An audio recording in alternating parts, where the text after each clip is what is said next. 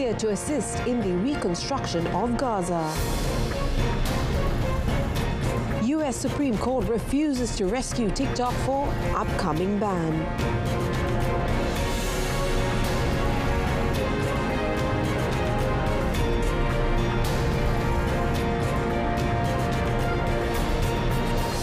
Good afternoon and Salam Malaysia Madani. Thanks for tuning in. You're watching World Today with me, Olivia Nicholas.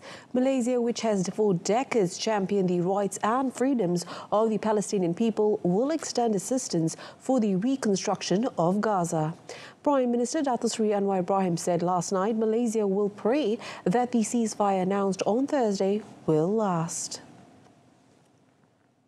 Speaking during a brief speech at the East London Mosque before joining congregants for Friday prayers, Datuk Seri Anwar said it was fortunate that Japan has invited Malaysia to co-chair the Conference on Cooperation among East Asian Countries for Palestinian Development (CPAD) with a specific focus on rebuilding Gaza.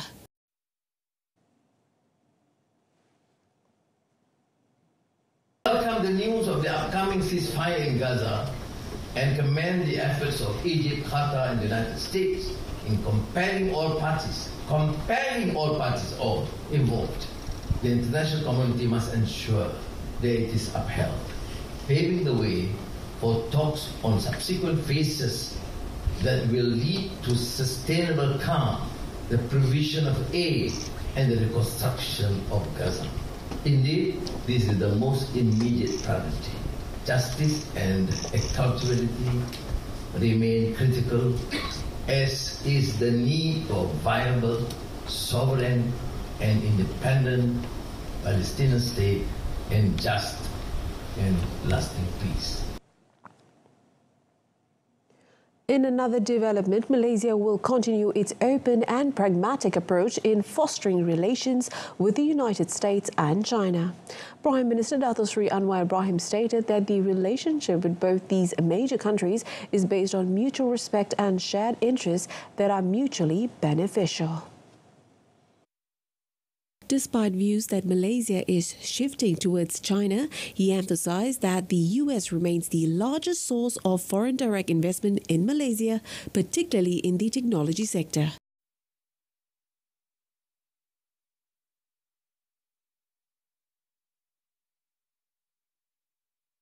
Malaysia will continue its open and pragmatic approach in engaging both the United States and China, whose relations are anchored in mutual respect and shared interests. In spite of all the talk that Malaysia is pervading towards China, the fact is that the United States continue to reign supreme, cumulatively as the largest source of foreign direct investment. In Malaysia, especially in the tech sector, China, on the other hand, has been our largest trading partner since 2009, marking 16 years of thriving trade relations. According to the Prime Minister, maintaining good relations with the United States and China is not just about economic pragmatism, but a strategic necessity to safeguard the country's interest in an increasingly uncertain world. Meanwhile, Datuk Seri Anwar said Malaysia's decision to join BRICS was not about aligning with a particular bloc, but rather a response to the need for strategic adaptation in an increasingly dynamic global environment. The Prime Minister said, as an international trading nation, Malaysia must navigate the uncertainties of a global landscape with renewed determination. He also said this includes staying adaptive and ambitious while prioritizing sustainable, inclusive and equitable growth. Now, it is, of course, a forward-looking and holistic paradigm. Precisely because of this, we decided to join BRICS. Now, it is not, as some of the pundits would like to claim, about Malaysia's choosing a side. It is about clear-sighted recognition of the geopolitical and geoeconomic changes that are happening around us and expanding our options. Today marks the ASEAN Foreign Ministers AMM retreat in Langkawi. Earlier today, the ASEAN senior officials meeting took place chaired by Secretary General of the Ministry of Foreign Affairs, Dato Sri Amran Mohammed Zain. Wimala Kasturi has the details. Earlier today, the ASEAN Senior Official Meeting SOM took place. This meeting served as an important section for the ASEAN Foreign Ministers retreat set to take place the following day. Chaired by Datuk Sri Amran Mohammed Zain, ASEAN Senior Officials Meeting Leader for Malaysia and Secretary General of the Ministry of Foreign Affairs. The SOM will provide a platform for senior officials to engage in deep discussion on key regional issues, formulate recommendations and align ASEAN member states in preparation for the ministerial level meeting. The meeting will lay the groundwork for a productive and coordinated dialogue among ASEAN foreign ministers. The discussion will focus on Malaysia's key priorities during its ASEAN chairmanship in 2025 under the theme of inclusivity and sustainability. These priorities include strengthening ASEAN centrality through sustained dialogues and promoting strategic trust among nations. Malaysia will also seek to enhance ASEAN intra-trade and investment, especially in digital transformation. Additionally, Malaysia will prioritize inclusivity and sustainability in regional community building efforts and also address climate change. That's all for now. We'll update information from time to time. Back to studio. On a related note, a total of 433 police officers and personnel have been assigned during the ASEAN Foreign Ministers Retreat AMM held from today until tomorrow. Langkawi District Police Chief ACP Shariman Ashari said the team includes Traffic Police, General Duty Police, the General Operations Force PGA, the Marine Police Force PPM and the Federal Reserve Unit FRU. He stressed the huge number of police personnel is to ensure smooth proceedings and security throughout the program. Therefore, there are no safety concerns in Langkawi during the AMM. Commenting on security issues following the recent arrival of boats carrying Rohingya refugees from Myanmar landing in Langkawi earlier this month, Shariman stated that border controls in national waters have been tightened to prevent a recurrence. The AM retreat, held at the Langkawi International Convention Centre, marks the first ministerial-level ASEAN meeting under Malaysia's chairmanship for 2025, kicking off a busy and crucial year. Over 200 delegates from 10 ASEAN member states, along with the observer country, Timor-Leste, are expected to attend the retreat.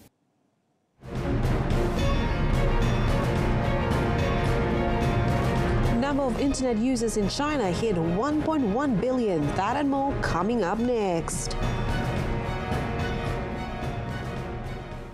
The U.S. Supreme Court ruled against TikTok on Friday, rejecting the social media company's First Amendment challenge to the law that effectively bans it in the United States starting on Sunday. The Supreme Court refused to rescue TikTok from the law that required the popular short video app to be sold by its Chinese parent company ByteDance or banned in the United States on national security grounds. The unanimous decision may deal a death blow to the U.S. operations of the widely popular app, which serves up short-form videos that are a leading source of information and entertainment to tens of millions of Americans.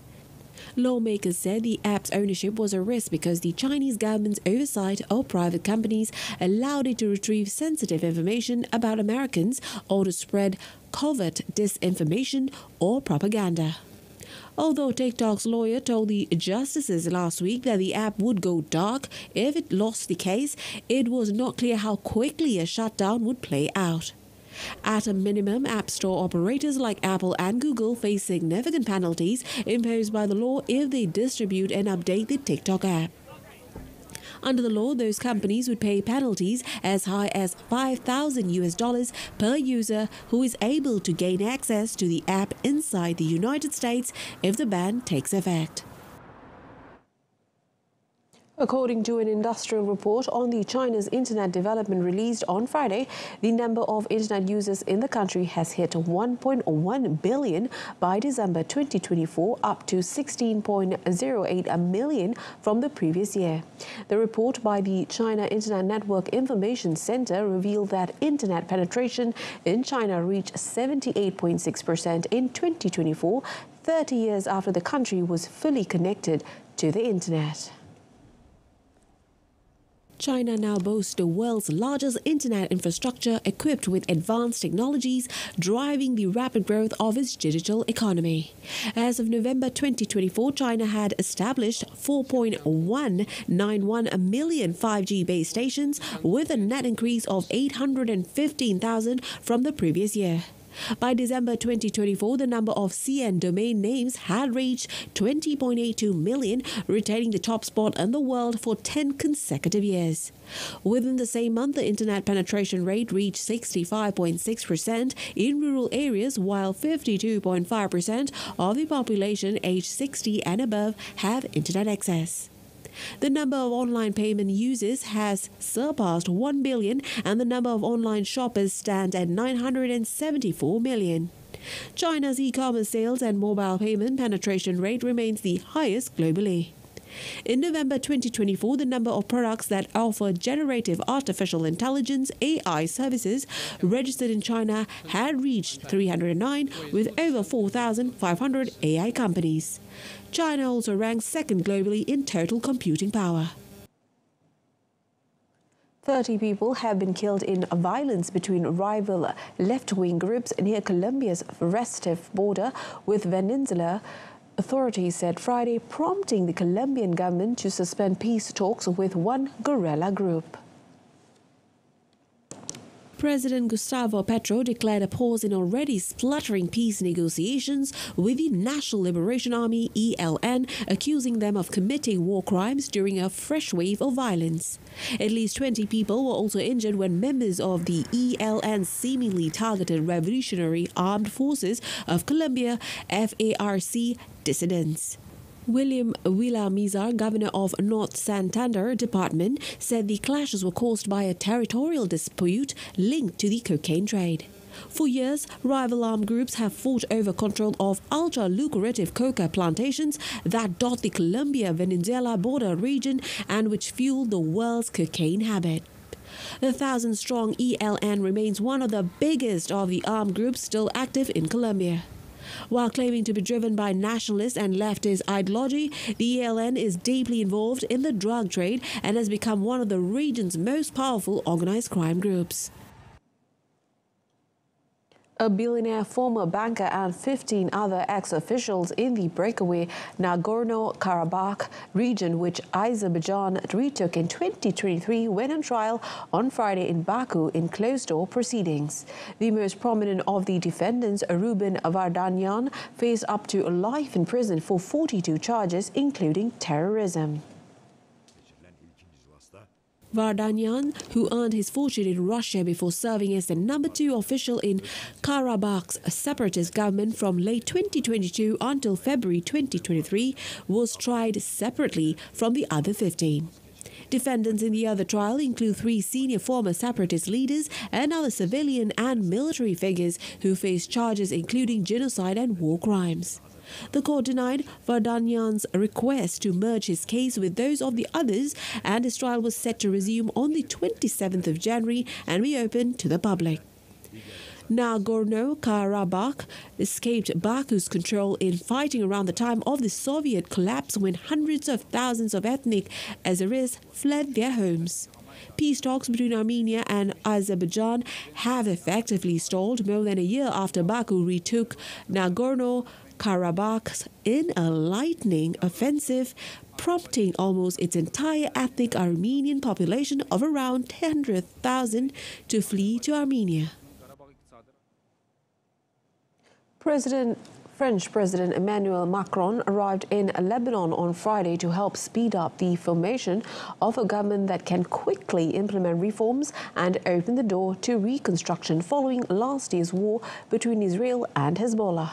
Since a truce brokered by France and the United States in November, Paris has played a key role in helping break Lebanon's political deadlock, along with the United States and Saudi Arabia, that has now led to a new president and prime minister.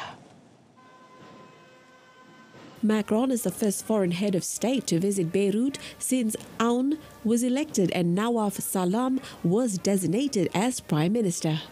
Macron expressed his support to Aoun's goal of sovereignty, which the French leader said was precondition for a lasting ceasefire with Israel. He also reiterated the importance of ramping up Lebanon's army and his presence in the south of the country and of consolidating international support in terms of equipment, training and financial support. As a former French protectorate, Beirut has strong historical ties with Paris, but the relationship has been complicated in recent years. Meanwhile, Lebanon's armed forces aim to strengthen across the country and take control of the country's south as part of the 60-day truce plan that should see Israeli troops withdraw by the end of January. Russian President Vladimir Putin and his Iranian counterpart Masoud Pezeshkian held talks in Moscow on Friday ahead of the signing of a strategic partnership treaty involving closer defense cooperation that is likely to worry the West. Putin greeted Pezeshkian in a grand Kremlin room as they sat down at an ornate table flanked by the two countries' flags. Iranian President Masoud Pezeshkian told his Russian counterpart Vladimir Putin he believed their two countries could finalize agreements on further construction work at the site of a nuclear power plant in Iran. Pezeshkian's visit to Moscow also comes at a time when Iranian influence across the Middle East is in retreat after Islamist rebels seized power in Syria, expelling Ali Bashar al-Assad, and after Iran-backed Hamas has been pounded by Israel in the Palestinian territory Gaza. Pezeshkian, who held talks with Russian Prime Minister Mikhail Mishustin before meeting Putin, is accompanied to Moscow by his oil minister and Western sanctions on the sector and the subject of how to circumvent them are likely to be discussed.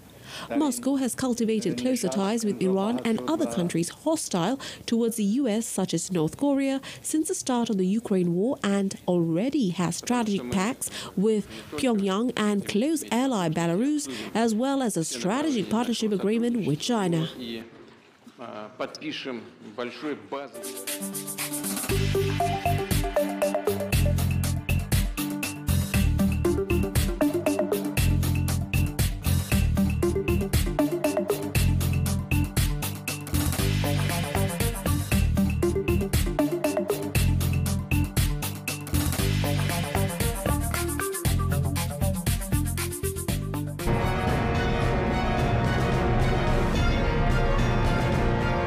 Still to come in sports, Erling Haaland signs 10-year contract with Manchester City.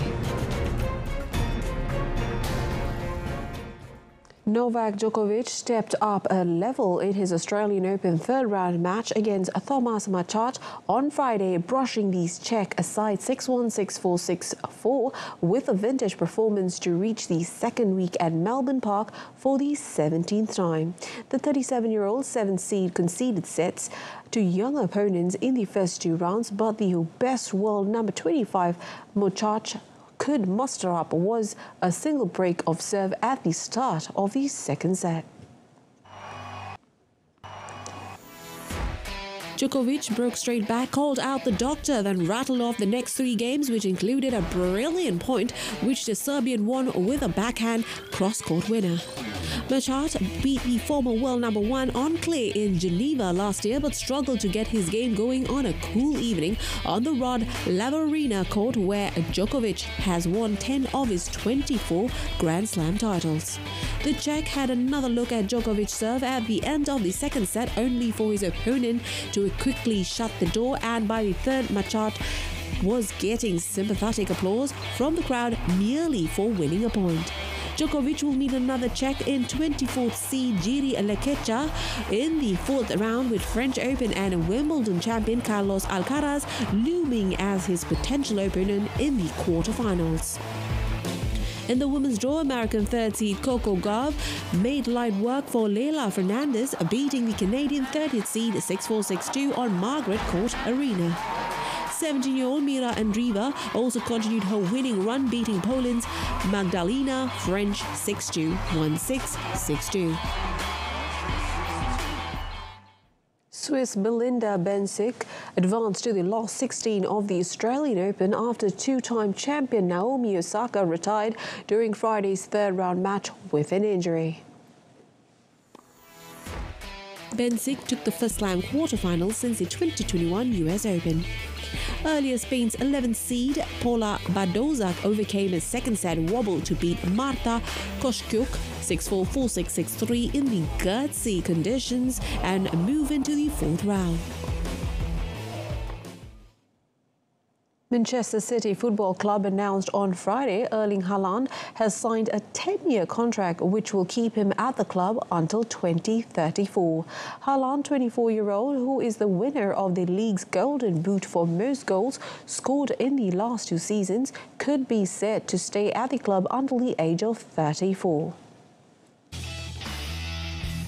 The Norwegian, who was signed from Borussia Dortmund in 2022, has netted 111 goals in 126 matches for City, winning the treble for the Premier League, FA Cup and Champions League in his debut season under manager Pep Guardiola. Haaland's contract renewal comes 2 months after Pep Guardiola's decision to sign a new 2-year deal of his own. The striker's previous deal, which reportedly included a release clause, had been due to expire in 2027. The length of Haaland's deal is the longest in the Premier League, eclipsing the 9-year deal Cole Palmer signed with Chelsea last August. Local media reported on Friday Belgium have fired coach Domenico Tedesco after a series of disappointing results in the recent months. The decision had been widely anticipated for weeks, especially after Tedesco failed to show up for the 2026 World Cup qualifiers draw in December, but only formalized after a meeting of the Belgian Football Association on the same day. Tedesco, who is under contract until 2026, departs after Belgium limped out of last year's European Championship in the last 16 and then finished third in their Nations League group in the second half of 2024, winning 1 of 6 matches. His position became untenable after Belgium lost in Hungary in their last Nations League game in November. Tedesco's tenure started brightly without defeat in his first 13 matches in charge after taking over from Roberto Martinez following the 2022 World Cup in Qatar. However, by then he had already had a row with Thibaut Courtois, which saw the Real Madrid goalkeeper refuse to play for the national team as long as the 39-year-old Italian-born German coach was in charge of the Belgium side. Tedesco's last 10 games in charge from June saw Belgium win only twice, stuttering through the group phase at Euro 2024 and performing poorly in the Nations League. Belgian media have speculated in recent days about a possible successor, including a return for Thierry Henry, who served as Martinez's assistant for a spell.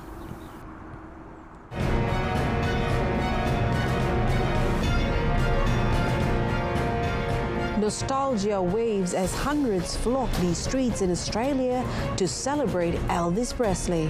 That's next in our Offbeat segment. Tourists gathered in central Bangkok on Thursday to witness an underwater dragon dance performance as Thailand geared up for annual Lunar New Year celebrations. 4 divers performed the dance at the Sea Life Bangkok Ocean World Aquarium, surrounded by sharks and other fish, offering a unique spectacle to welcome the Year of the Snake. One of the divers, 39-year-old Punsa Goglin, said the dragon for this year's performance was longer and larger compared to previous years, making it more exciting this time.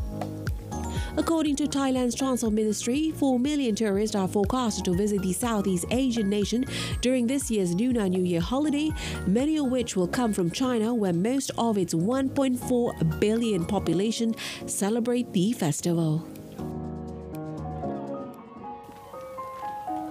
Wearing lacquered wigs, bedazzled jumpsuits and marine-inspired outfits, hundreds took the streets of Australian country town parks early this week to parade in classic cars, decorated floats and on foot to celebrate Elvis Presley's film Easy Come, Easy Go.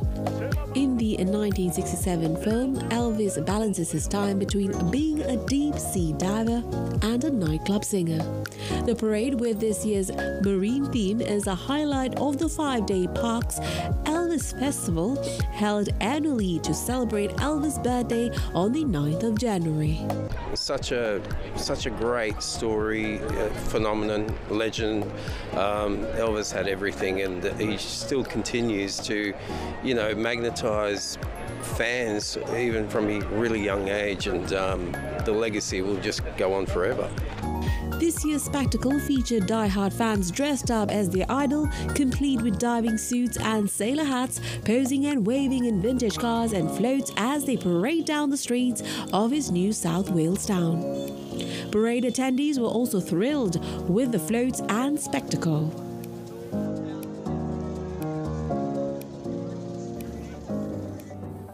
Indigenous communities and officials in Bolivia celebrated the Day of Coca leaf tradition on the 11th of January, highlighting its cultural significance and economic potential. Bolivian President Luis Arce advocated for the declassification of the coca leaf to enable its global export, emphasizing its traditional and industrial uses. No solamente despenalizando, ahora desclasificando la hoja de coca para poderse comercializar con este tipo de envases y con esta industria. Una vez que esté autorizado, cuando esté desclasificada la hoja de coca, vamos a poder exportar nuestra hoja de coca al mundo entero, mostrando las grandes virtudes de nuestra hoja de coca, de nuestro país al mundo entero, hermanas, hermanos. The coca leaf, central to Bolivian culture, is used in various products and rituals despite its association with cocaine production. Bolivia, along with Peru and Colombia, produces all the world's coca, and the leaf is considered sacred in Bolivia's constitution. Despite its traditional uses, the expansion of coca cultivation in Bolivia has raised concerns about regulation and narcotics control, with more than 94% of the production never entering the legal market, according to the United Nations Office on Drugs and Crime. That wraps up World Today this time around. In our top story, Malaysia to assist in the reconstruction of Gaza. I'm Olivia Nicholas, Malaysia Madani. From the river to the sea, Palestine will be free. Thanks for watching and have a fantastic day.